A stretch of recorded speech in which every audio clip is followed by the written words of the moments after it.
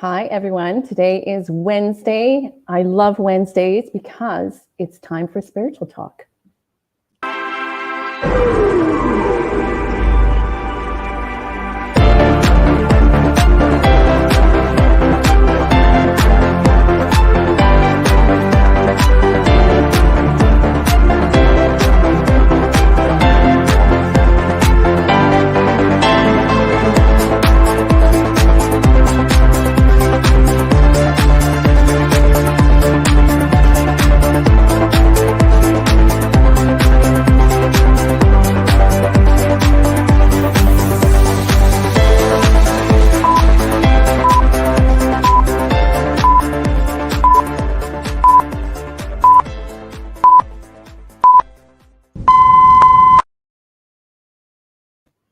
Hi, Paul. Hi, Jane. Welcome, everybody, to Spiritual Talk. It's great to be back. It's Wednesday again. Yes, it is. 8 p.m. and we've got another great guest. But before everyone comes on, starts watching, we bring our guest in. Don't forget to like and share, please, guys. It'd be great. Let us know where you're coming in from as well. We love to know whereabouts in the world you're watching us from. And also, if you get the opportunity, go on to Jane's YouTube, which is, what's your page, Jane? It is Jane Dance Medium on YouTube. And same as Facebook is Jane Dance Medium. And obviously the Spiritual Talk Live as well. We've got all the back catalogue of all the past mediums, healers, with paranormal investigators, which brings us on to tonight's guest. Yes, indeed. So I'm so excited that my friend Andrea Bailey has decided to come onto the show. So she is the founder, lead investigator, and documenter of Unearthing Shadows Paranormal, which she founded in 2013. Andrea has done many investigations in Canada as well as in the UK. And she has been featured on many paranormal podcasts as well as a variety of paranormal magazines. So I think that we should invite her in. What do you say, Paul? She comes. Here she comes. Yay. Hi, Andrea. Hi, Andrea. Thank you for joining us from, whereabouts are you based, Andrea? All the way over. Are you in Victoria as well? I am far west Canada as you can go. Oh, wow, okay. So you're around the corner from Jane then, basically? I am basically, yes. Yes, she is. Yes. Okay. Awesome. Yeah. So I didn't realize, Andrew, I thought you was predominantly Canadian based, but you've done investigations in the UK.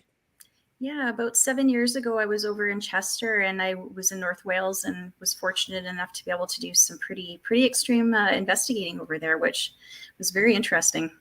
Awesome. But before we go into that, can you tell us a little bit about how you became a paranormal investigator, please? Yeah, basically, I was the weird kid.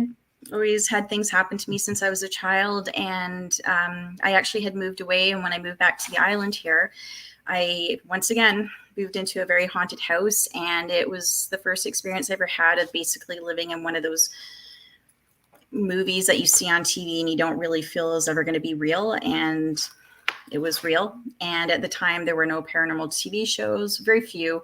There weren't the teams around, and you were told, be quiet, don't talk about it.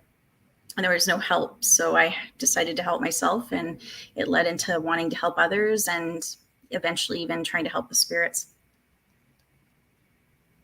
Wow. So from an early age then, you felt spirit around you then, or was aware of it? Yeah. So yeah, that's quite a common theme for a lot, not just investigators here, for mediums as well. But you went on. So, actually, that's a question in itself. That, do you feel you connect to spirit as well? Although obviously you're more, you're going out there to try and prove the existence of life after death. Do you actually connect and hear messages yourself, or? I do at times. It comes to me in various ways, whether it's this rolling thing and kind of like, now you know this. I can sometimes hear them, see them, dreams. So I do get messages in various ways. Oh, awesome. So jumping straight forward into Unearthing Shadows, your paranormal group, how did that come about? Well, it actually came about, I don't even honestly remember how, but me and one of my investigators and good friends, Jen, came across a local public investigation, and we're like, let's go. So everybody else was showing up with coffees, and we were showing up in our gear. And it just seemed like a natural progression for me to start my own team. And I connected with a lot of people that were interested, and it just naturally worked. Oh, okay. I'd be so many people sitting at home that want to ask questions. Guys, please ask away. But what I wanted to ask, I went through the fear factor many years ago with spirit. Have you been in situations of felt, I'm going to say that, you were pretty frightened? Yes, I'm not going to lie and say I never get scared, but the thing with me, I'm so intrigued, and I put on my game face when I go to investigation that I'm so busy making sure everybody's safe, coordinating the investigation, trying to understand what's going on, that I kind of forget the fear and I just jump into investigator mode. It's more before and after I'd be fearful, but you know that saying, curiosity killed the cat, that usually trumps the fear. But you are in dark places, and we're human. Things do kind of catch your attention and fear. Yeah, absolutely. Can you see that question from Rhonda? We've got questions already coming in from Liz and Carol and Rhonda. Yes. So Kara asks, do you have experiences with Roman spirit when you were in Chester? There was something on the Roman wall that I caught, and it was this flash, and it looked like a man in uniform, and it vanished away. And I do happen to have a photo of it, but I would say that's the only experience I had with a Roman entity there. Okay. Because I'm jumping through the questions. Sorry, guys. I tried to bring them up as I see them, but now, Andrea, do you feel like spirits are attracted to you? Like, do you think that spirits come to you to have their story told? I do feel that way sometimes. I think they feel that I can hear them, but it also depends on connecting with them. I try to be like very open and assertive and calm and all of these things, and I think they understand. They understand that I can perceive them in all these different ways. So yes, I do feel that I have some beacon, and they swarm to me. Yes, I agree for sure. Yeah, so there's a great question here from Deborah as well, because you do see this on paranormal shows and people doing investigations. Have you ever had a bad spirit try to take you over? With me, no. I have seen it happen to others, and I've had spirits definitely, I'm trying to think of a delicate way to put this, try to come at me, but not take me over. I'm very confident in what I do. I have a very... I know how to use energies, and I'm very confident in what I do, and I feel that protects me. So I've never, ever felt like anything's tried to take me over. However, I've been in situations where, spirits they try to wear me down in a way, or frighten me, or try to do things for me to hear them, or kind of, get them. They have a message, and they're trying to get me to understand that. But I've never have come close, and knock on wood, for being possessed or influenced that way. Okay. What I was just in my head, there's spirit. I always ask spirit to give me questions and ideas, etc. with spiritual talk. What I'm thinking as well, guys, if people want to do it, I'm going to share the link, and if you want to come in and share your experiences or ask Andrea a question, please do, because I think that'll be really fascinating. You use certain equipment as well, Andrea, don't you? I've noticed, because you've got a YouTube page as well, Unearthing Shadows, but you use certain equipment. What type of equipment do you use? So I use a balance of everything from like metaphysical devices to what you see on the TV show to like legitimate science devices. So, we'll use everything from high quality digital recorders, what you see on all the paranormal TV shows, like the Mel meters, the K2s, the iovuluses, dowsing rods, pendulums. Like, we really try to use everything so we can bring forward legitimate evidence, and sometimes even for debunking. So do you find with the investigations that you do, and Liz has asked a good question, do you also help the spirits that are in that particular place?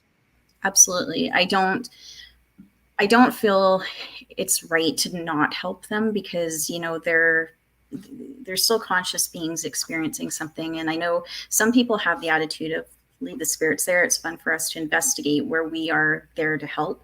We're there to help the living and those in the beyond. So we do our best to try to cross them over if we can, to listen to them.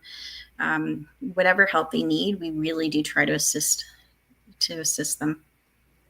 So Lou asks, you know, how do you protect yourself during the investigations? So with me, I use, what's the best way to put it? I use energy, like an energy field, almost like you're using like your chakra colors to kind of protect you.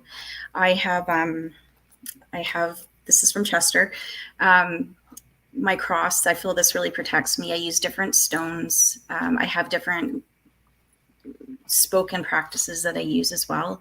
And honestly, confidence is a really big one. You know, it's no different. Well, it helps if you go into a store, for example, and somebody's being aggressive with you, and you stand your ground being like, you need to back up. If you can have that same attitude where, you know, and not at all trying to be aggressive, like, you know, we do try to be very kind, but you do need to have that assertiveness of being like, you need to stay 3 feet away from me.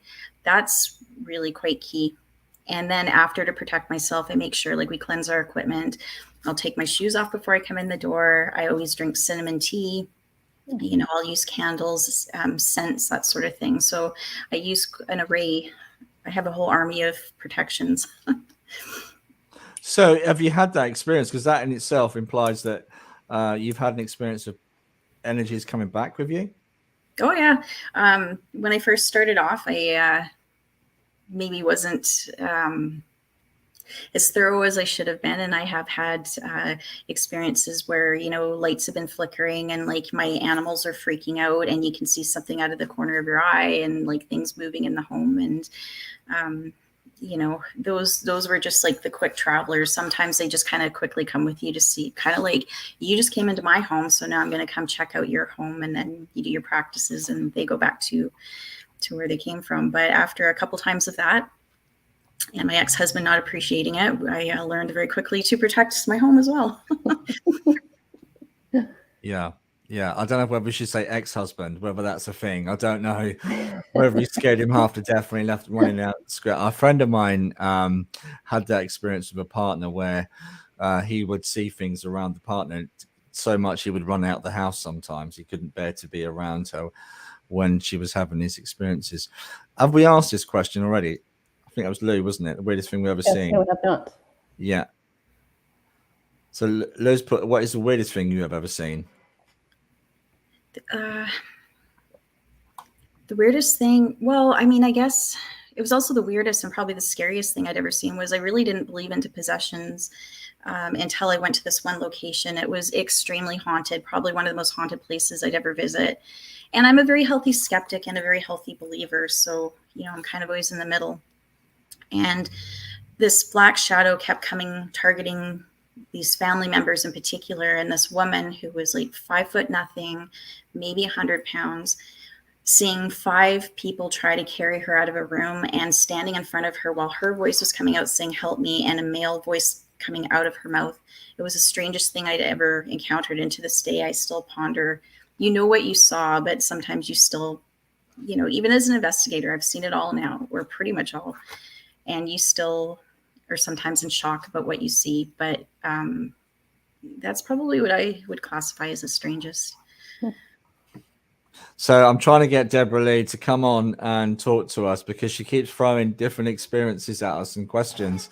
And I'd love you to come and share some of these, Deborah, and talk to Andrew as well. It'd be great to get you in. There's so many questions. Oh, yeah, that's a good question. Thanks, Kev Hall. Can you see that question there? I was just going to pull it up. Because these are a recent phenomenon in itself, aren't they? These spirit radio. Yeah. What are your thoughts? I have mixed opinions. With all due respect, like really, if we think of like spirit in terms of energy, right? Like technically any spirit device can be manipulated or used by spirit. I do feel some of them are pretty straightforward, like the spirit boxes, for example. It's just a radio and white noise. So I feel those are pretty straightforward and somewhat legitimate, but you also have to be reasonable about it, being like, yes, there are sometimes you can pick up other radio frequencies and it isn't spirit. I don't necessarily feel that a lot of the phone apps work that well, even though, again, yes, they could be manipulated.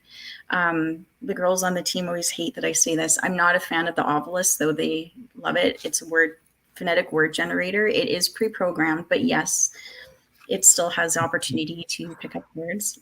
So, and I'm really a huge fan of just using like your cameras, voice recorders, like things we know that work really well.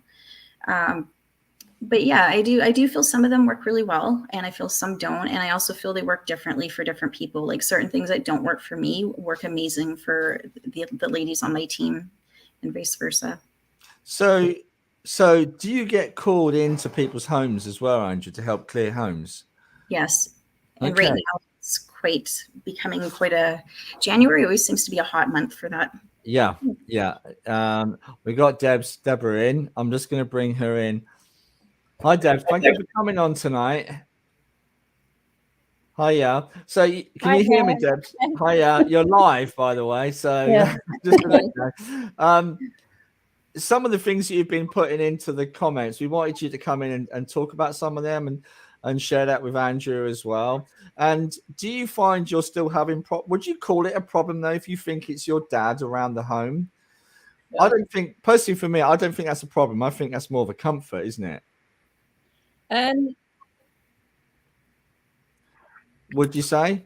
Yeah, I mean, when my dad like first passed away.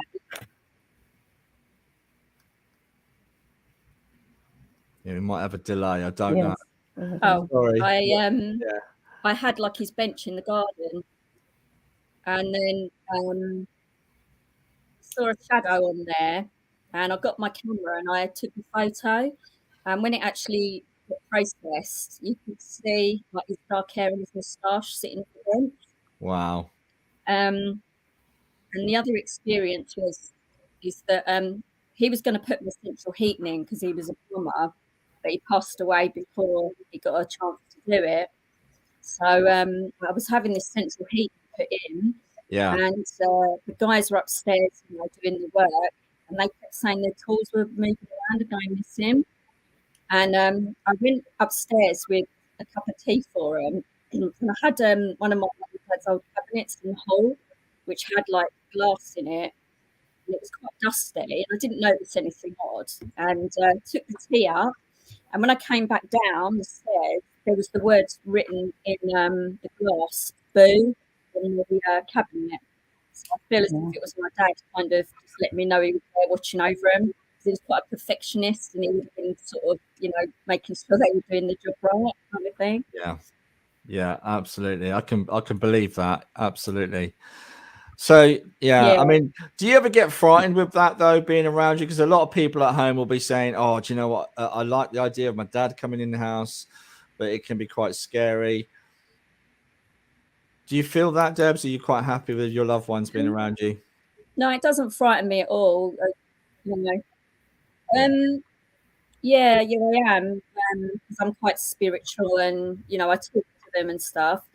I mean, I lost my mum in June as well, and I did have a odd experience about 2 weeks ago when I was laying in sleep, and I was kind of like on one side, and it felt like the bed go down, and I sort of looked, I looked at my lips because I thought it was my little dog that had just jumped up in the bed, and there wasn't anything there.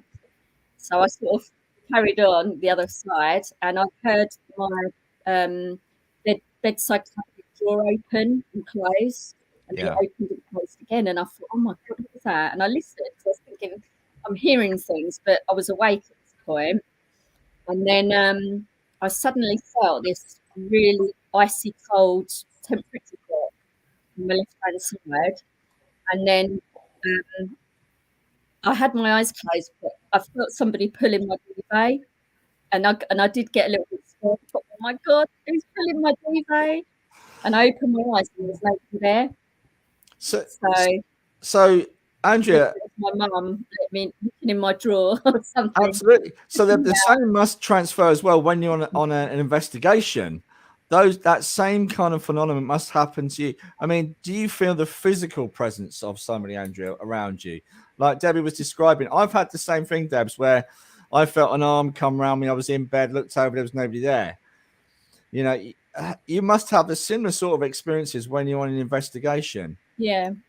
Oh, absolutely. I mean, and it comes in an array of things, like such as exactly that. You're feeling somebody touching you. Like for me, if a spirit really wants to touch me, they always seem to grab my left hand. And it's very cold, or you feel a cold mist, almost like the temperature's dropped 20 degrees, but it's a mass. And just like a human, you know, like we feel everybody's energy signature differently, and you feel that too instantly, just like, okay, somebody's here. You can feel tingling on the back of you, you know, you can hear footsteps, but you do get the same sense as if somebody's standing there, and they are, just not physically. So if there wasn't a particularly nice entity, how can you tell the difference of that? So Debs, I feel that Debs, you must feel the love and the connection with your experiences, but Andrea, it's pot luck for you.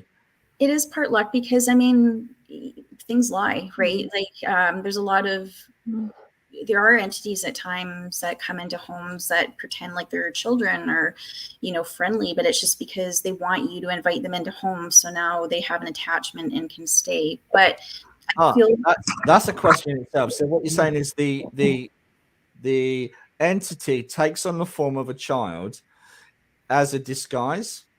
It can, yes. Okay. So how would you know, okay, for those people sitting at home, how would you know that was something more not particularly nice, shall we say? Not particularly of good intention. So the things that I pay attention to, the first thing I ask again, I always ask like the homeowners is, does this energy seem familiar to you? And if they say they believe it's this entity, like it's a family member or friend or somebody they know, I'll be like, how do you know that? Like, and try to get at least some reference points to see if that really does make sense. You know, and then there's other things you can do too. Like there's certain practices that are, I guess, a bit jarring to the not nicer spirits. You know, if it's something that's maybe not a human form, that will react differently than a human entity. And that's something too where patience comes in, right? You can't, there's no investigation team that's going to walk in within an hour, be like, we know exactly what this entity is. And that's why you have to really do your due diligence and understand the history, talk to people, pay attention. And truths always come out. It's almost like if you run into a scam artist, they will trip up at some point and you will understand what's there. But that's kind of the first steps that I would take. But practices, how you communicate. You know, there are certain laws about commanding, being like, you know, you have the power of 3. I command you to say who you are. I command you to say who you are. Like, technically they're supposed to, they don't always, but sometimes they start getting upset with you. And if they start swearing at you or you annoy them enough and they start reacting, that typically is like, okay, now you've busted me and you figured out I'm not who I say I am. And that's a good indication right there as well. The other thing too is with our devices, like different entities show up in different lights. More human, lighter, positive entities will typically show up like, you know, in like higher vibrations, ultraviolet lights, anything that's usually darker, heavier, menacing will show up in like the red colors, the lower frequencies. And that's a really good indicator as well. Interested. And you talk about non-human entities. Again, I don't want to worry people at home. Some people call them interdimensional beings, potentially. Again, the jury is out, so we're not trying to be controversial or say anything about that. But we don't want to scare people is what we're trying to say. So when we talk about entities, what are we talking about here? Souls that have not had a life here or that kind of thing? What are we actually describing? So I'll put you on the spot, haven't I? Well, this is why I just like to call it energy, because that's a thing. Like, I think there is an array of things, and just because it's not a human entity certainly doesn't mean it's bad, right? You could even say that's an angelic presence, or like you say, an interdimensional being. It doesn't. People always are fearful and instantly go to the D word, right? But it's And less that than something else. so we could have a whole conversation about demonics. Do you actually believe that exists? That whole layer of demon? Oh gosh, can't get my words out. Demons. You believe in that realm or not? A little bit, but I think it's misunderstood. I don't think it's not how it's portrayed, I guess is a better way to put it. Yeah. Mm. Yeah. Sorry, Deb. As you know, I talk a lot, Deb. So I apologize for that. Yeah, but thank you for joining us and coming on. Is there anything else you'd like to add? We were just saying about the demonic stuff. My mum had a funny experience when she moved into a new house. When she was viewing it, the guy was like really nervous and he was like wringing his hands and all of this, really sweating. Okay. So she came back and said, "Oh, I'm going to buy this house." So I was thinking, "Oh, So she went to move in, and we went in, and I looked up the stairs, and this sounds a little bit dramatic, but there was all these stains down the stairs and a big patch, a big stain on the landing, and I looked, and I just thought, that looks like blood. So, well, anyway, there was these like punch holes in a couple of the cupboards and stuff. So I said, "Oh, I help you decorate." So I said, "Mum, like, have you seen all these stains on the stairs?" And she was like, "What do you mean?" So I said, "Come and have a look." So she saw them. I said, "Did you not see this when you viewed the house?" She said, "No, I didn't see them." So I was thinking, this is a bit odd. Well, I said, "Oh, I'll help you decorate." And as I was kind of like going through the rooms and decorating, there was like blood splatters on some of the walls with the back of one of the doors. And I just thought like something dodgy has happened here. Yeah. Yeah. Crime scene. Anyway, yeah, so painted it all and everything, painted it all over. And after I painted it all, these stains reappeared. Well, one time she was cleaning and she went to go in my sister's room. She couldn't open the door. And she like really, really pushed it. But she pushed it, and as she looked round, one of the cabinets in the bedroom had been put across the door. There was nobody in the room. And I was like, this sounds really dodgy, Mum, like a ghost sort of thing. And then my younger sister's got Down syndrome and autism. She started acting really funny. She was trying to go near the front door. Yeah. And she doesn't speak because she's a mute. And she started putting her arms up and going, "There's a man, there's a man," like that. Yeah. Oh dear. And she kept doing it and really frightening my mum. And one time we was in bed together, and my mum said to her, "Stop it, Zoe." And she apparently turned to her and went like that. Oh. Well, my mum's friends, who are psychics, went round and like exercised the house and did it all a couple of times. And they said that there was something demonic in the house, and they reckon that when they did the circle, they saw demonic tails going back down. And they found out afterwards that the house had been built on this orchard with underground tunnels into St. Joseph's Priory. So whether there was something to do with that. And anyway, they moved. And after they moved, these friends that psychics said, well, thank God that they moved, because when we looked at your mum and Zoe, they were getting dark under the eyes, and they looked like they were being taken over, sort of thing. Once they moved to this other house, it all went back to normal again. So it was really weird. Unusual. We just call it the sort of house or whatever. Yeah. Yeah, it sounds. Yeah, and I guess for you, Andrew, you get that a lot. I guess you must, or well, I don't know if you get that a lot, but you must have experienced that kind of thing. Yeah, time to time, it's not that prevalent here in Canada as much as maybe other areas, but they definitely get it, and here in Victoria too, because like there is a lot of anything from people just playing around with Ouija boards and not knowing what they're doing to a lot of large Satanist groups. So it is drawn here, but I guess the thing about that's usually people that understand it that are drawing it and pushing it away. I will say thank you before I start waffling on, Debs, and forget you're there, I will say thank you for coming on. I'm going to try and get other people on as well, but thank you for coming in, sharing that. We're going to be doing messages in a while as well. If you want to stick around, please do. We'll see you soon. Can I ask Andrea a question? I don't know if this is going to be too out there, but Andrea, I know I've always wanted to ask you in person, but now I'm going to ask you here. So, I know that you own a haunted doll. Yes. Can you tell us about her? Yeah, Wow. I can. Yes. This doll has been in my family for nearing 200 years, probably about 180. I know my grandma on my mom's side, her parents, during the last war, they were from, at the time it was Bukovina, Austria, but I believe it's part of the Ukraine now, but they were literally put on a boat and just pushed out here. And so they took a few things and this doll came with them. Nobody really knows the origin. I know it was passed from my aunt to my aunt, to my other aunt, to my grandma. Nobody wanted this doll. Creepy things would happen, especially when one of my family members dropped it. And it was one of those, I would have brought it. It's about 10 inches tall. It had like the porcelain arms and legs and neck, and its neck got broken. And that's when the activity really started. And it wasn't until my grandma took it and tried to, for a second time, repair the neck and got it new clothes. And then it started calming down and liking her. But I always felt there was something in the house. And finally I was shown this doll. And I don't know why as a child I was like, that's it.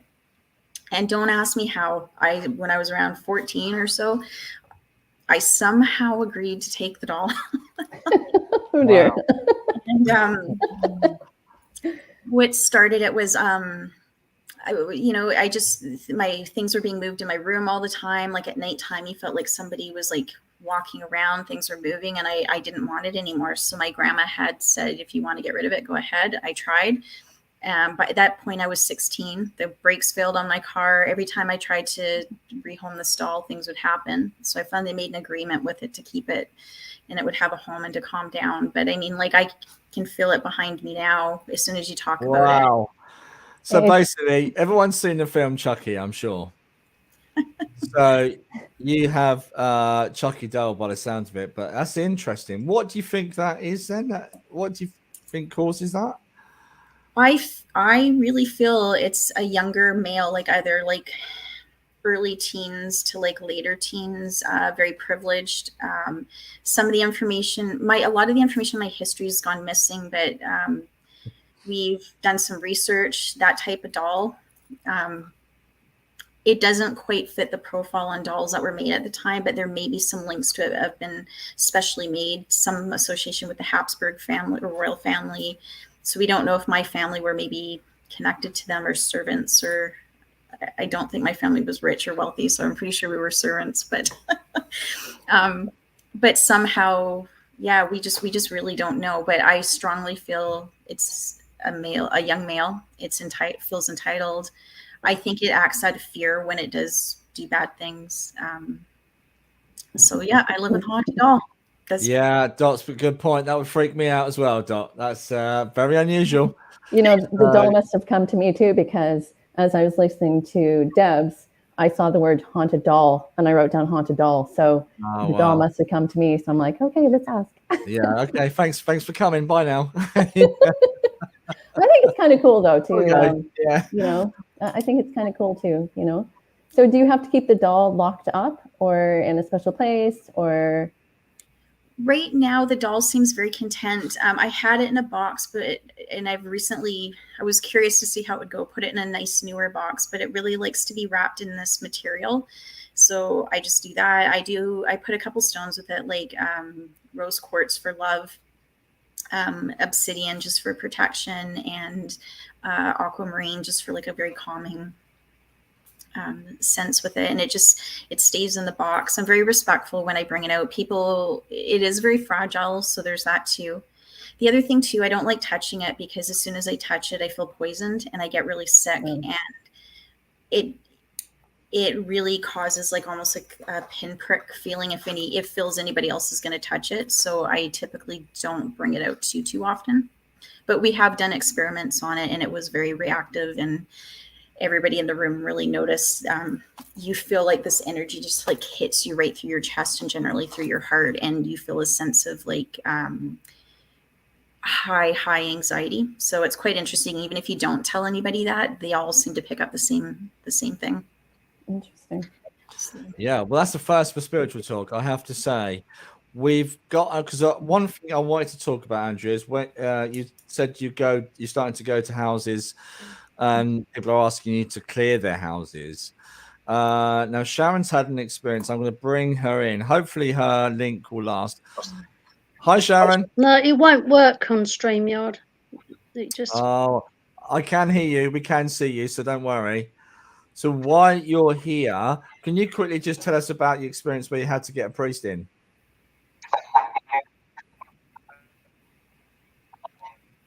Yeah, yeah, she's definitely technical failure. Yeah.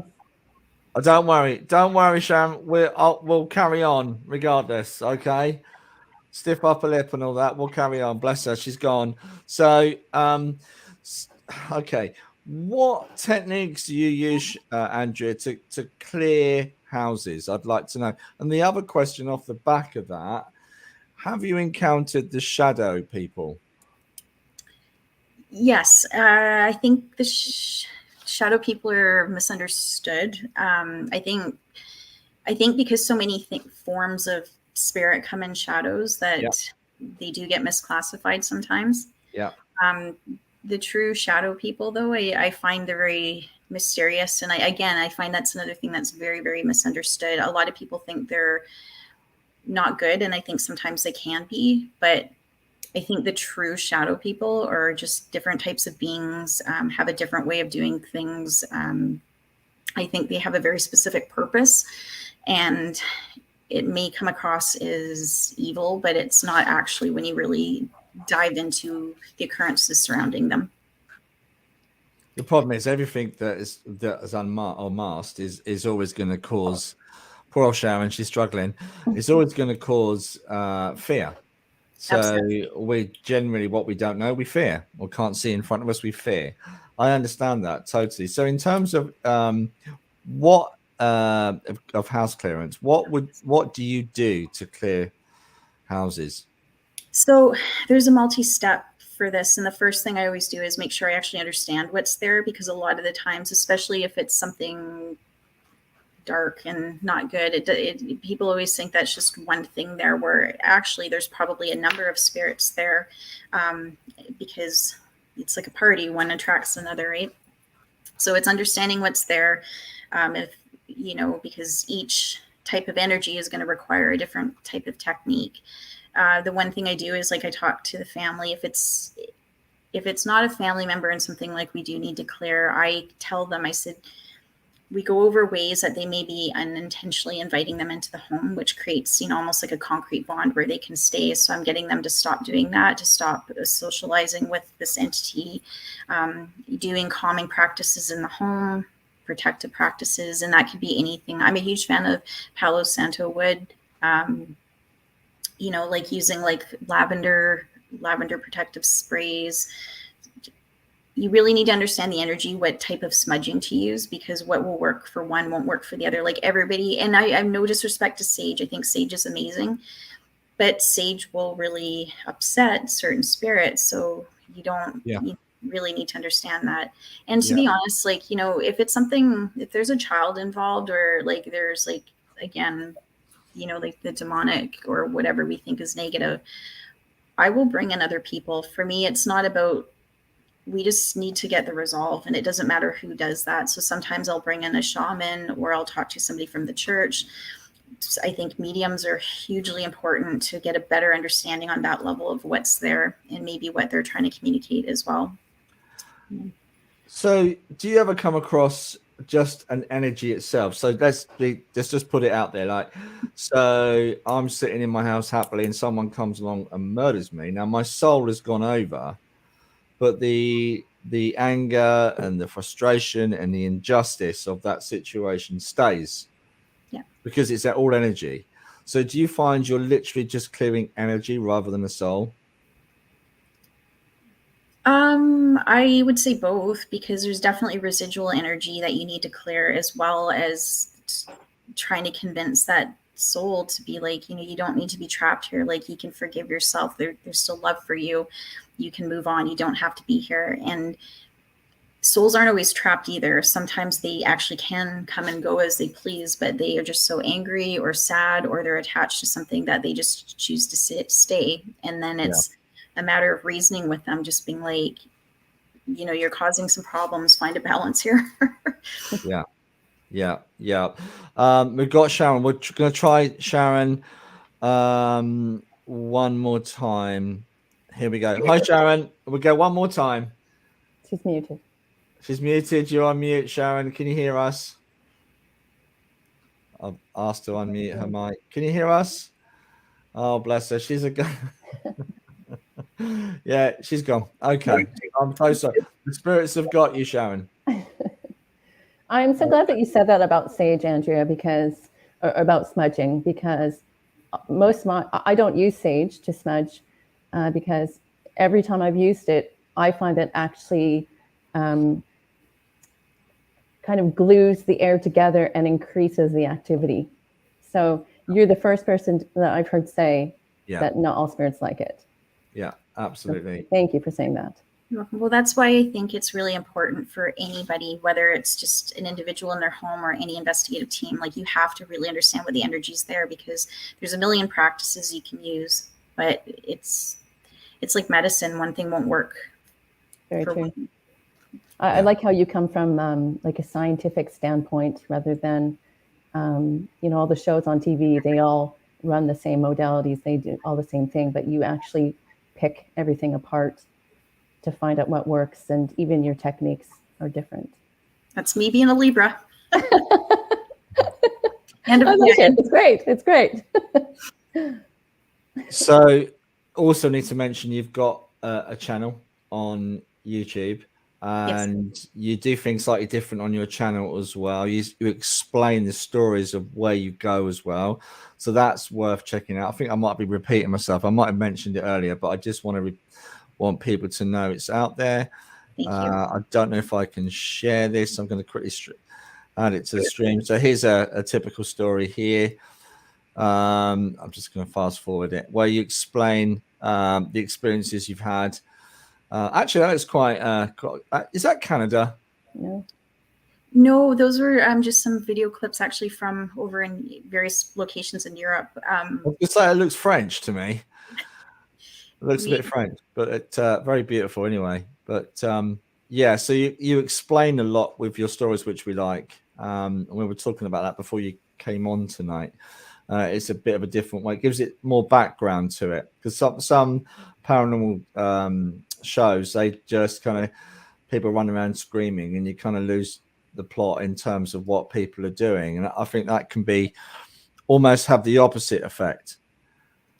Do you know? And it's really difficult, because people can end up walking away or coming away from this sort of thing because it just becomes about the fear rather than the investigation. And I think that's going to have a derogatory effect, really, in understanding what's happening if you're having that experience in your own home, and which is happening more and more. You're getting called to clear houses, which is really interesting.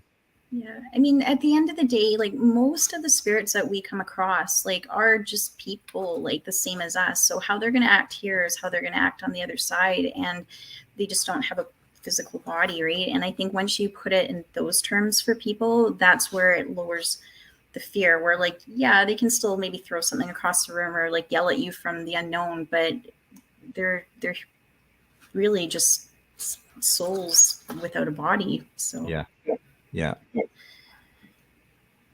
got loads of questions still from people. We got some highlighted as well. Have I missed any? Sorry, Liz has put some stuff down. Carol, forgive me, I'm not keeping up with these questions at all. I'm so sorry, everybody. I've missed them. Okay. The one from Carol. Hold on. How about this one? Have you ever come across a portal, and can you close them? Good question. Yes, portals a few times, and one in a home I used to live in.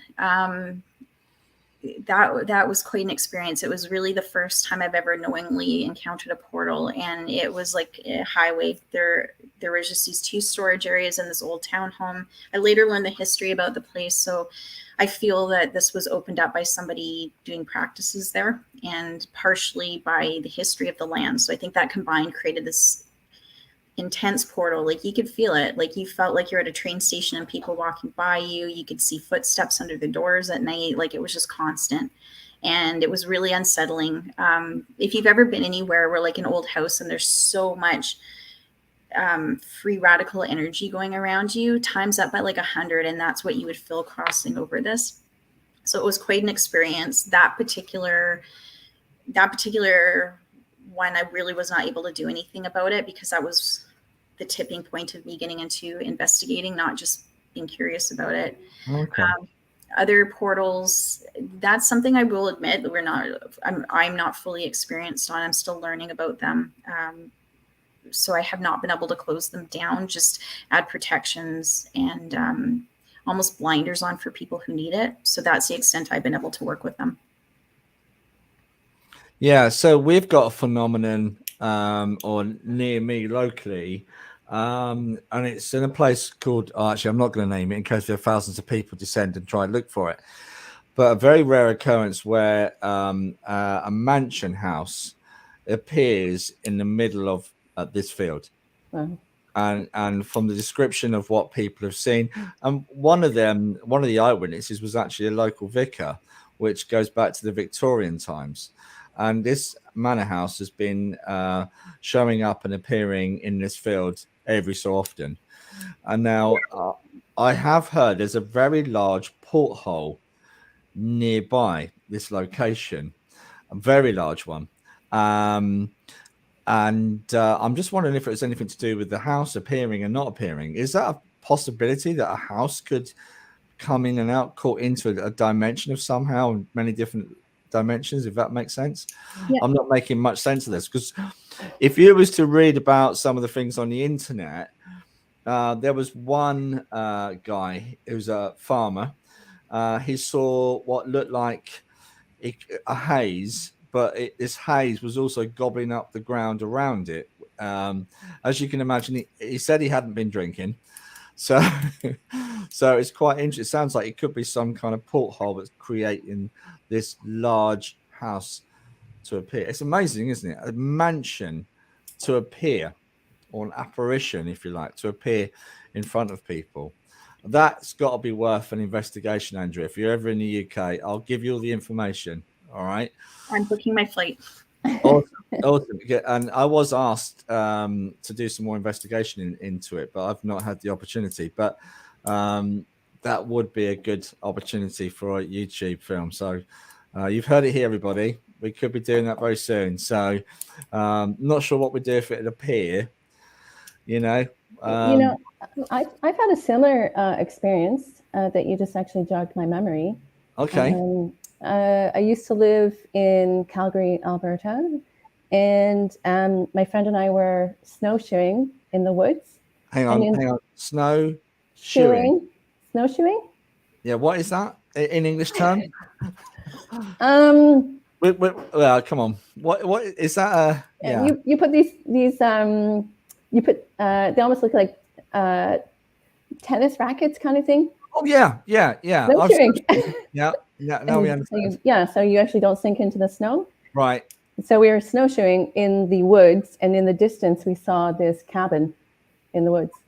And my friend, he said, "Oh, that looks like a house where you would get murdered." And he said, "Let's go and discuss. Let's go see it." And I'm like, "No, dude, I don't want to." But we kept going into the woods towards his house, and when we came to the site of the cabin, there wasn't a cabin there.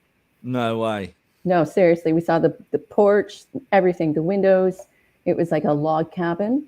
And as soon as we came to the site, there was nothing there, which freaked him out. I was going to say, was he used to this kind of thing? Did it freak No. him out? Most guys don't believe in this sort of thing. So no, he didn't believe in anything I did. But seeing that, we both saw it at the same time, he wanted to explore. And as soon as we approached it and there was no cabin in the woods, that freaked him out. And he's like, let's get out of here. So something that's interesting about that, like I have a couple theories on this, but like especially when there's around a lot of wooded areas, like wood is like a really good library and holds on to energy and knowledge. And a lot of the times it's like, I guess you could call it like a residual haunting, where it's just like, it's almost like a memory that just, sometimes you're not even thinking about a particular thing that happened in the past and it'll just pop into your head. Mm-hmm. It almost does that. And there's just another theory that it's almost like there's a mirror catching a glitch in time and it's bringing that image up again. So usually it's some form of a reoccurring memory, I guess, or energy. It was definitely pretty cool. It was one for the books, and it was pretty cool to experience because we had snowshoed around that area quite a few times, and to suddenly see it as completely solid, like I can see both of you and your homes. See, I'll be going onto Google Earth and downloading Google Earth and checking out if this thing still existed, and see if it was on Google Earth. Because if it's not on Google Earth, then it's not there. We were kind of in the middle of nowhere, we were in the backwoods sort of thing, just camping. But to come across it, it was fascinating. And then closer we came, it disappeared. It was an incredible experience. It would have been romantic and idyllic in the snowshoeing, and there's this haunted cabin comes up in the woods. So it was also very cold too, Oh, full on winter. So, yeah, full on winter. Yeah. But it was fascinating. Yeah, that's really interesting. But Liz has put, you can come and investigate the Roundhouse in the Netherlands. Apparently, it's very active, very, very active. Well, I would welcome. Thank you. Doc Cooper has put, I used to work in a Victorian hospital, which was the local workhouse. There was a lot of activities that went on there that we couldn't explain. That's great, isn't it? Even in modern, doing the job that I do, I hear so many people's stories. I'm going to write a book one day, but people in hospital wards, the doors open and close, or something is caught on camera. So it is such a fascinating thing.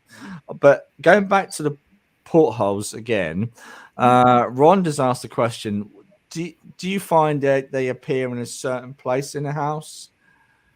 It can, like, usually it's a lot of it. I have found that it's a lot of areas where there's movement, for example, like stairwells, where that momentum has already started, or between rooms that would go quite quickly. But really, like, I found sometimes it's attached to just intent, where people are purposely opening these portals and saying, like, this is kind of where I want you to manifest, or where they've sat and opened it, right? So sometimes there seems to be no rhyme or reason either.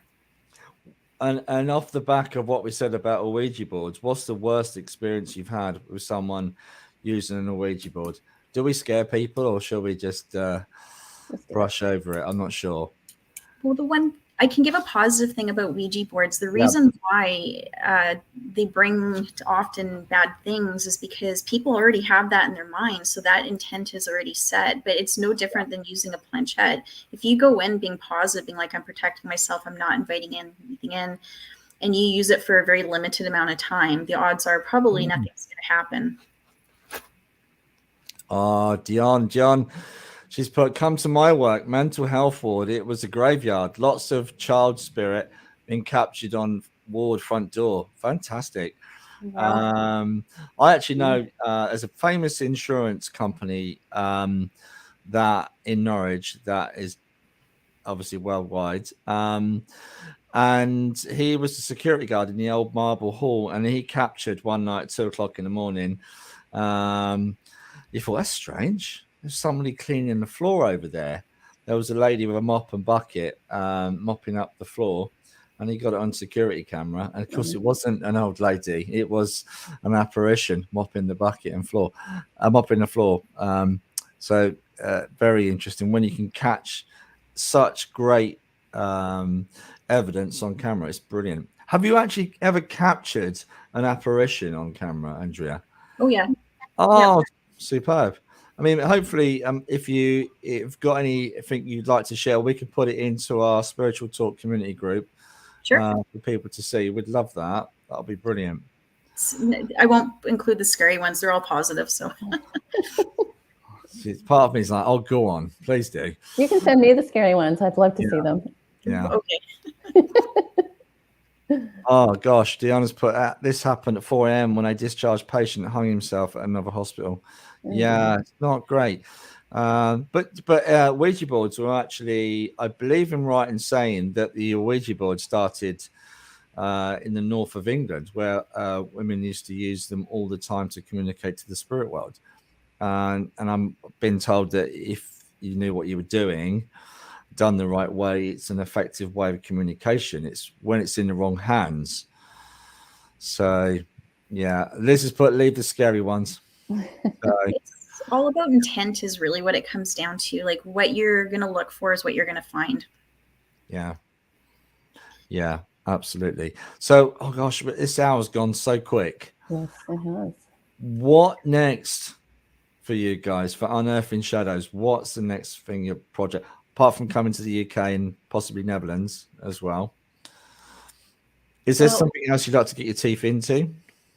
Yeah, there's actually some experiments that I would like to start trying. I'm typically the guinea pig, so but yeah, there's some pretty big.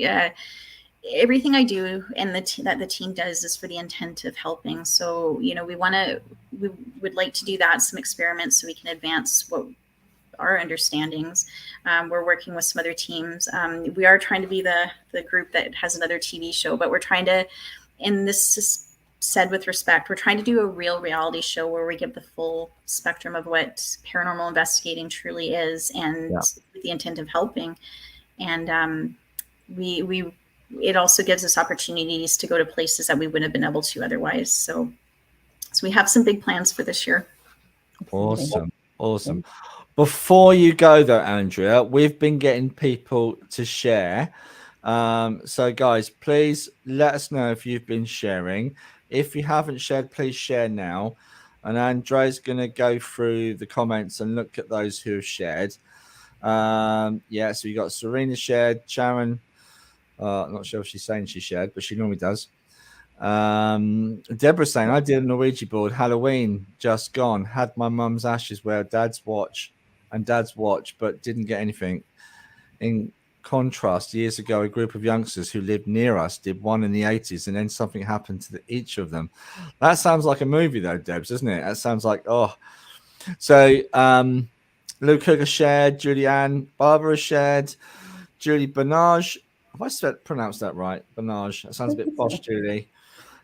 Jamie Lee shared. Laurie shared. Melody has shared. It's my turn as well, Carol Phillips. Liz. Laurie shared. Laurie Prophet. Yeah. Shared. Liz has shared. Melody Hart, she shared. Carol Phillips, she has shared. Yeah. They're still coming in. Yes. Mary shared. So we need you to pick somebody that has shared, and they will win a free 30-minute reading with me. With you. Yeah. The first name that popped into my head was Liz Weekers. Perfect. Oh, interesting. Liz, congratulations. You've won a free 30-minute reading. Okay, brilliant. We spoke to Liz last week, but I look forward to seeing you again, Liz. Brilliant. Thanks to everybody that shared. Congratulations. Well done. I don't know what I was going to say now. I just wanted to say thank you to Andrea. Lost for words. That's unusual. Okay, there's no need for that, Jane. I know what you're thinking. Oh, goodness. Yes, thank you, Andrea. I'm so happy that you agreed to come on the show. Thank you both very much. Your experiences. It has been great fun. It's so much about the paranormal. That's the thing. Paranormal. It is really normal. A lot of the experiences that happen around us are not to be feared, are they? No, it's just a lot of misunderstandings, and just we know so little. So it's just trusting ourselves, and not being afraid to dive down the rabbit holes, they say, to understand the unknown. Yeah, absolutely. But absolutely.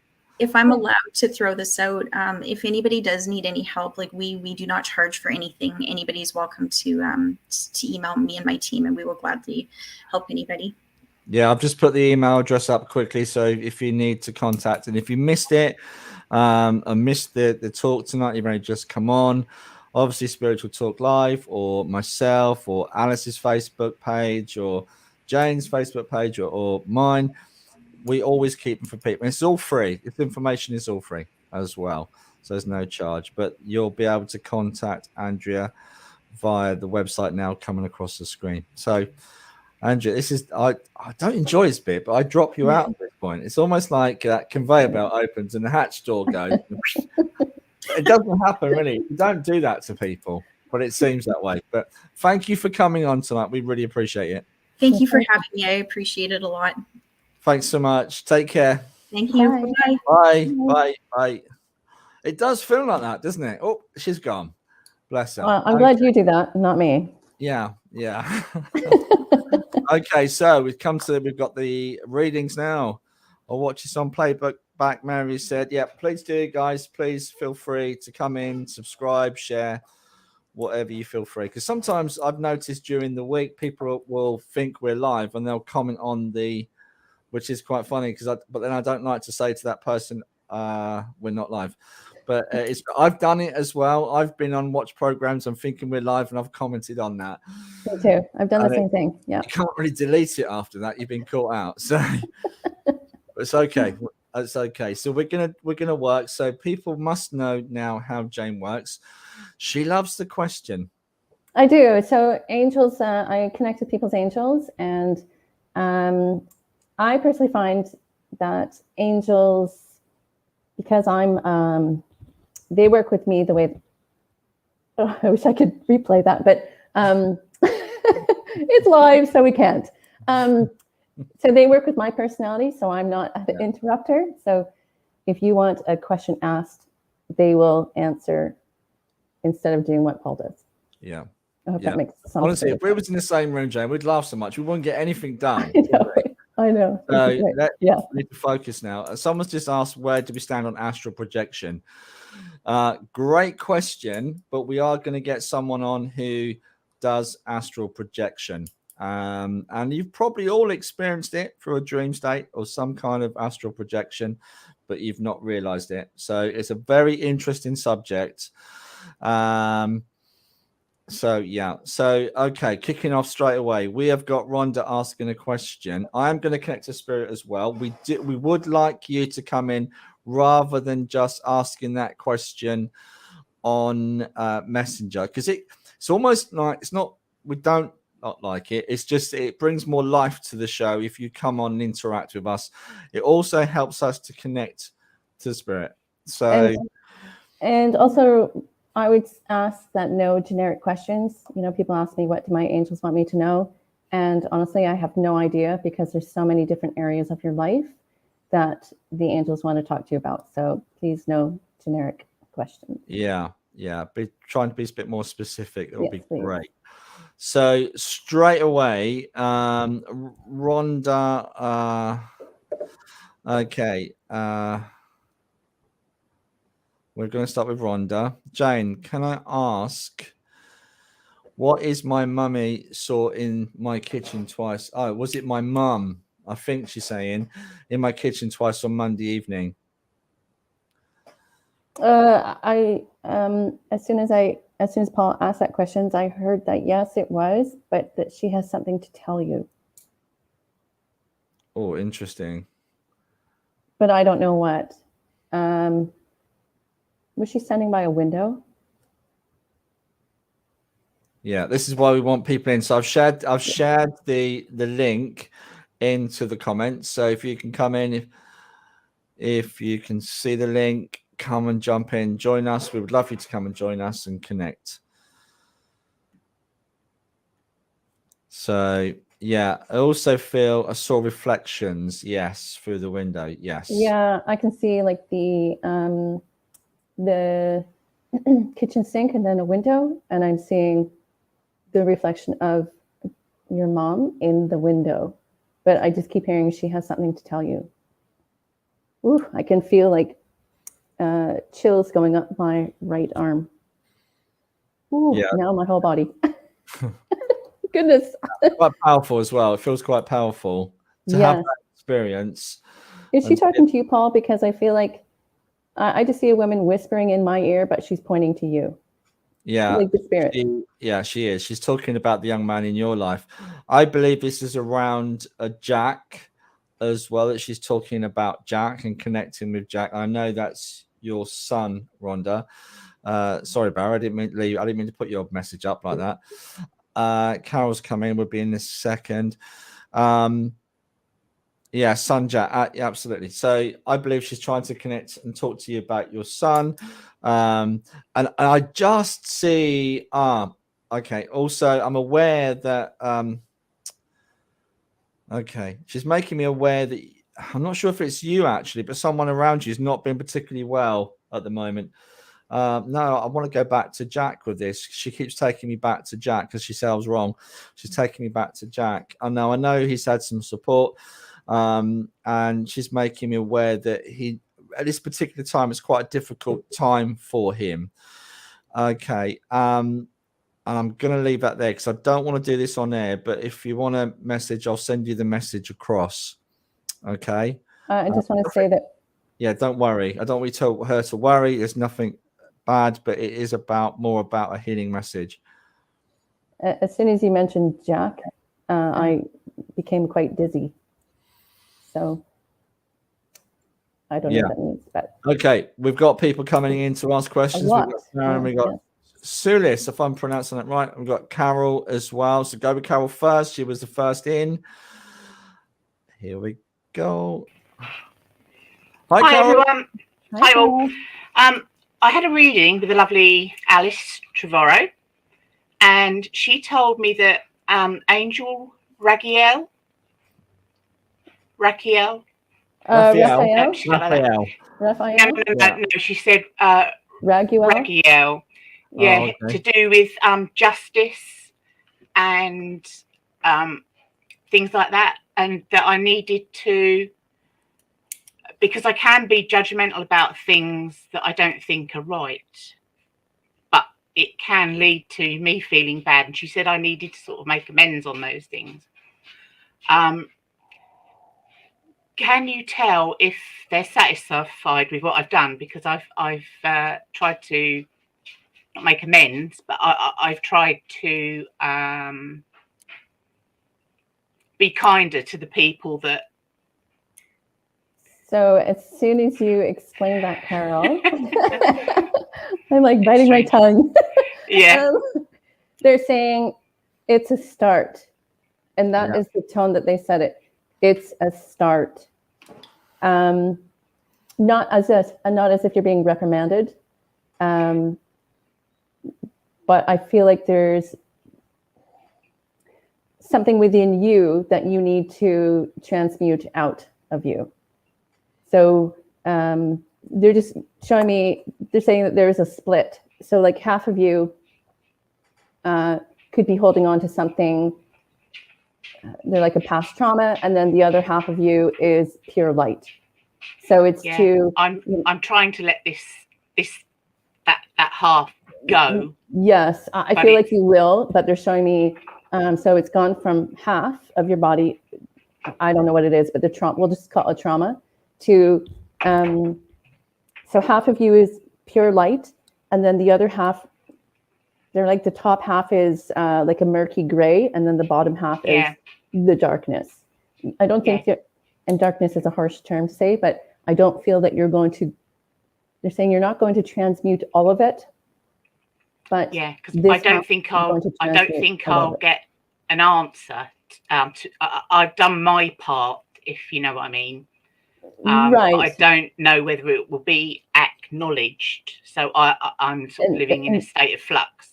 And that's okay. You know, a friend of mine, she recently told me that anytime I have something that comes up for me that bothers me, to just say, you know, may everything happen for the highest good of all, you know? And then as soon as I say that, that pain or whatever leaves my body, like may everything work out for the highest good of all. And even just saying those words, I just feel so much lighter just saying it. So you could say that, although the other person's not going to acknowledge it. Well, I have, and I do feel better for doing that. I feel more settled. They said then just keep doing that because you're not responsible for the other person. I feel, or the other event or whatever, you know. So yeah, so that I'm doing the right thing. Yes. You know. Being detached from sense of injustice is always going to change the energy of everything. If you have that sense of injustice, you have all these feelings. And I know when I connect with energies that have this sense of injustice, or they're talking about there was a sense of injustice with their passing, it's generally a negative thing. I'm not saying they hold on to that. It's more the people here that hold on to it, but that's a negative vibration. So just by releasing and not being attached to that very emotion is a positive thing, not just for you mentally and emotionally, but physically, Carol. Oh yeah, because I've been feeling ill over Spirit showing me that you're touching onto it. I think it's part of the empath. What goes on up here we manifest physically. You know, there's a great book by Barbara Brennan, The Hands of Light, and how the correlation between certain conditions and thoughts and feelings and things that we do, and how that then manifests within the physical. So I do recommend that, but it's an old one, but a good one. Okay. Yeah. Okay. That does happen, and then I release things, and I feel a lot better. Right, I'm gonna let you go. Okay. Thank you, Carol, for coming on. I've got so many people jumping in. We've only got a little bit of time. Lovely to see you, Carol, and I'll see you Friday. Yes, see you all later. Yeah, take care. Bye. So we've got a whole host of people. I'm just gonna quickly jump through a bit. Mary, how are you? I'm fine, thank you. Happy New Year to you all. And to you. I know it's the second weekend, or is it the third weekend? But Happy New Year. We say it all the time. Yeah. The rest of the month. Yeah. So shall I ask you my question? Yes, please. What I want to know is, what else can I do to support my brother at the moment? So, did you get this straight away? No, I was going to ask what the brother's first name was. Oh, okay. Tony. Tony. I love how you say that. I could ask you that question all day long just to hear your accent. Don't say that. I mean it. Paul, did you get something? Yeah. Okay, I did not. Yeah. So a difficult situation. I'm very aware of that. I could feel that straight away as it come off your voice, hit your brother's name. You can almost feel the pain in his name within you. There's that vibration of that. I also feel, why don't you think you're not doing enough? That's my question to you. I wouldn't say I'm not doing enough. I think I just want to be able to help more. And I don't know what else to do to help more. Well, I'm being told what you're doing now is really helping him. So, and I feel if you're not careful, you could overextend yourself. Also, is there a distance between you and your brother? 500 miles. Yeah, and I think that's the problem, the biggest barrier of all. There's only so much you can do. It's very restricting in distance in itself. But everything you are doing, and I'm being told in terms of being able to connect with him, is he struggling vocally as well? Is he not talking very well? He bottles a lot up inside him. I would say that it's nothing physical. He's not communicating very well. Okay. He keeps he's typical man. Typical Scottish man. Macho, emotions in check. Yeah. And unfortunately, there's an element of responsibility from him with that. Yeah. So I feel you are doing enough, and I feel like you not need to have any kind of negative thoughts and feelings around that. Okay. Yeah. Not a lot else I can do at the moment. Then just more of the same. More of the same. Keep more of the same. Keep chipping away. Okay. Okay. Thank you. Pleasure. My pleasure. I hope that helps. Yeah, Okay. it will do. Thank you. I'm also aware of. It feels like mum in the spirit world. Do you understand this? Yeah, my mum's there. Yeah. Yeah, and your mum's here because I've got a lady that's coming. It's like a mum that I'm picking up. Oh yeah, no, she's in the spirit world. Oh yeah, no. good. Because I was going to say, if mum's here, this is not what I'm getting. Oh, no, I've got mum coming in. This information is very much coming from mum, and I needed to let you know that. Okay. Is it? Yes. Yeah. All right. There's also a real sense of pride from mum to you. Uh-huh. Because it's not just about your brother; it's about how you live your life. Okay. Right. And she's proud of you. There's a real sense of pride with you. The other thing is, if you've been complaining about getting your hair done, Are you looking at my hairstyle? no, because your hair's fine for me. Have you been moaning about your hair because she's talking about it? No, I've just gone to my hairdresser and I've said I need help. Okay, we'll leave it at that. Okay, we're not. We'll leave it there. That's a very brave thing to say to a lady, Paul. Oh, don't shoot the messenger. That's an old one. Okay, I just need you to know that mum is around as well, helping with this situation. Oh, okay. and we do need to know that. Thank you. Yeah. All right. Thank God bless you. Take care, Mary. Thanks. Bye. Take care. Bye. Bye. Bye. Okay, who have we got now? We got. Hello, good evening, and Sunis, hello from Germany. Hello. Yay. Hi. Hello. Thank you so much. I will just make it quick. It's regarding my son, Fabian. He's 15.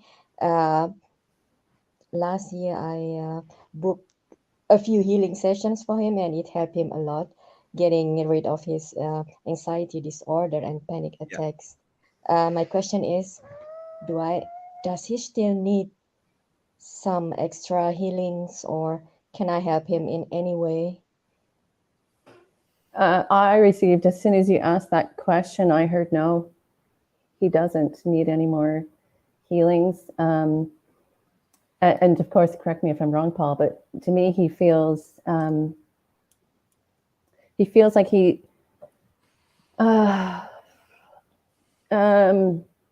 the way I see it, it's like he's lying on the ground. And he's, to me, it feels like he's, I don't want to say this, but he's at the bottom is how he feels to me. And he's received a lot of healings, and all he has to do, not all, but is to realize that he can stand up. So whether you, thank you. Whether you encourage him or you lift, they're like, you can lift his spirits, or I just see you standing above him with your hand down to grab his hand to pull him up. Yeah. Does that make sense? Okay. So psychically, I'm picking up on this psychically, okay, which is different between mediumship. Psychically, I do feel that he's also suffering with a lack of confidence. Yes. Which generally goes hand in hand with self anxiety, etc. So, and self-belief. So he's at, you say he was 15? Mm-hmm. Yes. Okay. Can you give me his name? Fabian Gabriel. Okay. Interesting, because as I said that, as I tuned into him, I'm very aware of a grandmother around him as well, trying to help him very much. Oh, my mom has passed away. Okay, well, I picked up like a grandmother figure around him. Also, he's quite an intelligent young man. I've been told that he is an advanced soul, if it is correct. Yeah. He's a very intelligent young man, but there's a lot of green around him as well. For me, green is about stability, but also there's a darker green. So there's things certainly moving on for him. It's a very difficult time of life. Is 15. We'll look back and remember what it was like when we was 15. I had a few spots, etc. But life is not easy for a 15-year-old in today's society. So patience, love, and time, and that will be enough to heal him. Yeah, I'm also on my healing journey. So, there's no one better to help him than you. Maybe having more faith in your own healing ability will help him. Okay, but patience, love of a mother will certainly bring him on. I also feel he's very close to you. Yes. Very, very close to you. Very close. Yes. Yeah. Thank you. I hope that helps. Yeah. pretty much. Thank you so much. Awesome. Bless you. Take care. all. Take Bye-bye. care. Bye. Bye. Bye. Bye. How are we doing for time? Well, we got Lizzie coming in. Hi, Lizzie. Hello again. Can you hear me? Yeah, we can hear you. Can you hear us? Yeah. No, we've heard this before. Yes. So we struggled last week because we couldn't hear you, but we tried to chat afterwards, but we still ended up doing sign language, didn't we? Yeah, and a lot of chatting through messages and stuff. Yeah, it was very difficult. Yeah, well, something tells me this is going to be today. Okay, let's try. Fingers crossed. You've won the message, haven't you? You've won the free reading. Yeah, I knew. She was going to announce the name, and I knew. Oh, it's me. Oh, I think you said yeah. Or did you hear that, Jane? I didn't hear that. Something about a name. Here we go again. Yeah. This, if this is Hans, then he's interfering with the electronics. Okay, your computer. I don't know, but something's interfering with sound again. Oh, really? Yeah. So it's okay. What was your question you'd like to ask?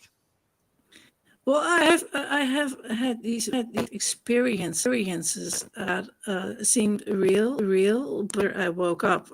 What dreams where I have body experience, or really impossible just happen?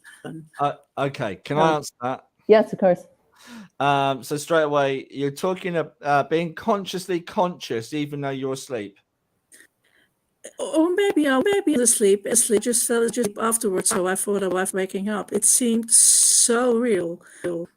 The first time I just floated to the ceiling, and I wanted to get to picture because I really needed evidence to show that I floated to the ceiling. And at that point, I came down. And later I woke up. But I was having a conversation with a friend. I was sitting next to my bed, and it was really weird. Yeah, very much sounds like astral projection. Okay. So astral projection is a really real phenomenon. Okay. I know. And actually, a friend of mine sent me a podcast where they were talking about it, about this guy who has actually projected for years, and it has gone through the levels and the layers. And very similar to some of the things that we were talking about tonight, with entities come across different souls and on his travels. But we do plan to get a guest on that is going to explain about astral projection.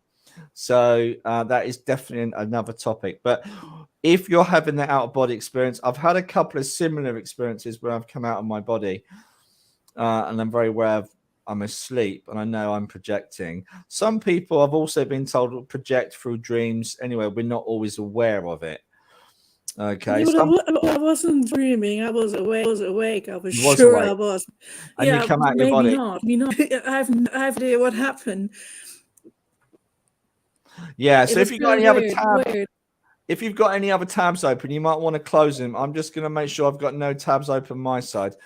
Because that will affect the sound. Is there anything else you'd like to say then, Jane, to that? No, I don't know too much about astral projection. Is that similar to out of body? Yeah, it's like an out of body. Okay. Yeah, there's a lot of stuff out there about astral projection. Yes. And some people say, well, you can't go too far because you're a ferret cord, but I don't actually believe that. Yeah, I don't know. There's a book out there called Psychic Warrior as well. I think you can go very far. Oh, can you hear me now? Yeah, sorry, Liz. Yeah. Well, when we do our free reading list, it's going to have to be via Zoom, okay? Because it's not working. Don't worry. We'll certainly discuss this. We're going to drop you out and see if we can get somebody else as well to give a message. But keep in touch, and I will contact you about a time to connect with you, okay? Yeah, because it's really necessary. Yeah, don't worry. We will connect very soon. All right. Okay. Thanks for coming on, Lizzie. Thank you. Bye. Awesome. Has Lizzie been doing a lot of meditation? It was a question that's just coming from a Facebook user. Quite possibly. Okay, any other questions? I think we scared everybody off with that sound noise. Yeah. Any other questions? Anybody have any other questions? No, but next week we have some really great news. So next week we have well, I was going to do the interview because it's a pre-record, but what I'm going to do is do the interview because we've got a really special guest. And Jane and Paul Sharon's put on there. I'm not sure what that is, Jane. No, I don't have any tabs open. No. Oh, Debs has come back in. Oh, Debs has come back in. Oh, let's get Debs in quickly. Hi, Debs. Hello. Have you got a question? Hi. All right. Yeah, I've got a question. I've been making some sort of plans for this year that are quite radical, if you like. And I just wanted to know whether my mum and dad in spirit think that I'm on the right track and I think I'm going in the right direction, basically, you know. Now, you put something on Facebook today, so I can't answer this. So I already know, and I can give you a psychic answer to that. Jane, can you pick up on this? So you're making some radical plans and you want to know if your parents approve of what you're doing? Is that correct? Yeah, what she's planning for, Debs wants to know what she's planning for this year. Is she going in the right direction? As soon as Paul said that, I heard, so yes, and it's coming quite quickly. So whatever it is, I just feel like it's coming in fast. I know that you're making plans, but the plans are going to they're going to come in faster than you can actually meet them, is how it feels to me. I hope that makes sense. Does that make sense? Does that make sense? Yeah. Mm-hmm. They're saying, they're like, it's almost like you have to wear a hard hat, is what they're making me feel, that it's going to come in so quickly. Yeah. There's also something from your dad coming in. What is it? Oh, she's dropped out. Okay. So that's killed that. She's gone, bless her. No, it could be the internet. I'm so sorry. We're having slight problems with the internet. I'm just going to make sure it's not my end. No. Okay. Sorry, Debs, but we'll leave that there. Dion has asked, how do you challenge yourself to improve your spiritual work? The quick and easy question is self-healing. So I always use this analogy of the hot air balloon. The more sandbags you release, the higher you will rise. Okay, so how do you self-heal? Meditation is a very good way of healing, because after a while of getting used to a practice of meditation, your psyche, your subconscious will start to reveal to you little bits and pieces from childhood, or Serena's in as well. And these things are for us to release. And you don't necessarily have to feel anything. You just release it, acknowledge it with the adult mind, and it tends to move on, shall we say. I'm waffling now. I'm very aware. I'm so sorry. I'm aware Serena's just come in. Okay. Hi, Serena. Hi, Serena. You okay? How are you both? Good. You caught us right at the end. You jumped in right at the end. That's all right. We got time. That's cool. And basically, the other day, my cupboard door just decided to open on its own. Do you think that might have been maybe a family member just trying to give a message or let me know that they were around? First, right? You always have to look at the logical. Okay, and don't laugh at me when I said maybe a truck went past, because your partner's going to say the same. Yeah, but did the wind blow it open? So if you cannot think of anything logical, then you have absolute right to start to think, is this a message from a loved one? It's easy for me to sit here and say, I did a reading where a young lady came through with her 3 children from the spirit world.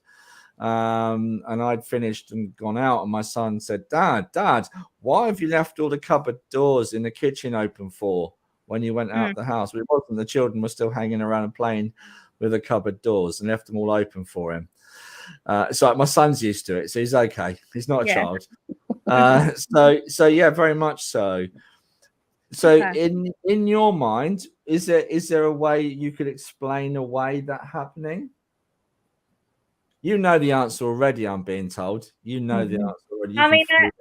yeah, I mean, because I was obviously like asleep, and then I'd woke up and I could see the door opening, and obviously there were no windows opened or anything.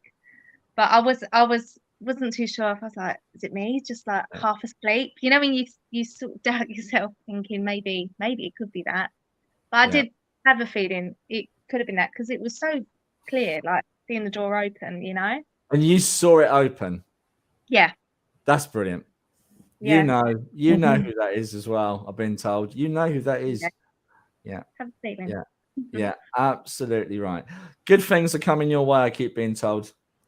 Yeah. Good things are coming your way. Okay. Yeah. Time for celebration soon. Okay. Yeah. Yeah. Definitely. Okay. All right. Good. Take care.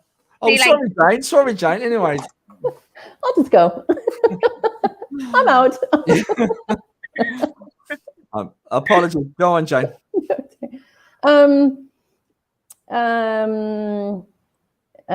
Yeah, I have something that is popping up, but I don't really want to say. But when Paul says, yeah, good things, I'll just say it, I guess. I just keep seeing pregnancy, so I don't know if that is what that is and whatnot. But the cupboard door, I don't know who had opened that, but to me it feels very friendly and kind, and just sort of like, hey, I'm here. I have found when things have moved in my house, which is quite often, you know, as soon as I acknowledge the spirit, it's just kind of like, hey, hello kind of thing. Yeah. So it feels warm and loving. Oh, no. Yeah, I didn't feel like, and that's what I felt. I didn't feel like freaked out by it, you know. I was just watching it happen, but which surprised me as well, because I was thinking, oh, the couple doors opening, but didn't really. That was it. That's brilliant. Yeah. Thank you so much, both of you. Take care. Take care, Serena. Bye. Bye. So this is going to seem like deja vu, but she's back again. Sorry, I lost connection. Don't worry. I was like, oh no! I heard the bit about wearing a hard hat, and that's as far as I got. So I was very aware of your dad mentioning something to me more about what is it you are resisting. So something within you that you're resisting, almost like what it is you're wanting, like you're not good enough. There is this kind of negative programming somewhere within you that needs to go. Okay. And that needs to stop. You need to be positive. Also, you going to Spain this year? Not that I know of, no. Okay, there's something about you booking a holiday, going to Spain and celebrating. Oh, right. Okay. So I know we're all tightening our belts at the moment, but I've been taken to Spain. Oh, okay. That was taking me to Spain. Oh, okay. That sounds quite good. It does sound quite good. We're off to Spain then. Yeah. Great stuff. Yeah, I suppose I've been sort of, going through my head about my plans this year, because obviously there's the financial side of it, and also like with my health and that, it's like, am I going to be up to it kind of energy wise and stuff like that, and I just, it's a case of like, do I just stick with what I know, or do I take this leap and, sort of, kind of like, I don't want to like regret it, like financially, or put my health at risk doing it, sort of thing. God, the mind boggles, doesn't it? What that's going to be? But... Yeah, as you're talking, I see that like from your brow to the top of your head, and it's interesting because you're looking up as you speak. But Spirit is showing me, they're like, yeah, she's really in her head a lot, isn't she? Look how much she's in her head. And I feel like it's clouding judgment for you to just take that leap of faith and jump. See, Dad's given me, there's no gamble really. This is a no-brainer. Right. Yeah. There is no gamble because it's almost like you're self-sufficient anyway, and I'm not going to be negative of any way, but I don't think you've got much of a choice. I think you have to do this. You have to see this through. Do you understand that? Mm-hmm. Yeah. And your dad keeps giving me the same thing. It's a no-brainer. It's a no-brainer. Why wouldn't you? Why wouldn't you? Okay. Yeah. And I see celebration. I keep seeing celebration. So whatever you're doing, it's going to come good. It's going to come good. Especially I'm being taken into August, September time of this as well. Yeah. September is when it would begin, kind of thing. So yeah, and he's really happy. Also, I know you keep talking to Mum because Dad's making me aware. Mum is around you. Okay, you need to know that Mum is around. You lit a candle for her recently, didn't you? Mm-hmm. Yeah. And also, we talked about this earlier with the windows, and he is making. Your dad is again confirming it was him. Okay, he's definitely confirming it's him. Also, have you been talking about changing the double the windows? No. Hey, someone's telling me someone is looking at change.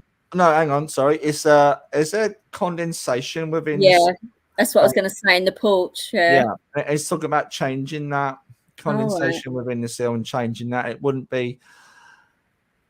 How can I say this? That is also making me aware. Do not spend an arm and a leg to replace it. Okay, it can be done properly but cheaply. I know your dad was a plumber, but was he a bit tight? Because he's making me the way he's talking. He didn't like to spend money. Okay, I don't know. He was just a perfectionist, so he didn't want to he knew how much it would be for certain jobs to be done. So I didn't want to see it ripped off. Yeah, kind of thing. Ripped off. Yeah, absolutely. Again, I'll leave both of them there. I can feel both of their love around you. I know you said about your nephew recently on here as well. I do feel him as well. He came in last time with your mum, I believe. He came in around your mum. Yeah, that's right. He is there and thereabouts. I know it's been some time since his passing, but I am very much aware of him. And yeah, because your mum was into royalty, but she loved the Queen, didn't she? Yeah, she likes the royals. I still keep getting there. I've seen her. She had so much jewelry. She could have been the blooming queen. The boxes and boxes of it we had to go through. Brilliant. I love it. I'll leave her love with you and your dad's love with you and your family. All right, thank you. And that's a perfect end to our broadcast tonight. That's been awesome. Thanks, Deb. Thanks for coming on. Thanks a lot. Thank you. Take care. Take care. Bye. So I'm just trying to load this up because I've got to do the end credits in a minute, and I'll be trying to press buttons and I won't be ready. But I just want to say a big thank you to Andrea Bailey for coming on, to obviously you, Jane, for giving up your time, and for you, give it. Yeah. Well, it was your day off next week, wasn't it? It was. And but we've got you back, haven't we? So we're doing messages next week, just messages. Alice is going to be here, and we can't wait to get Alice back in.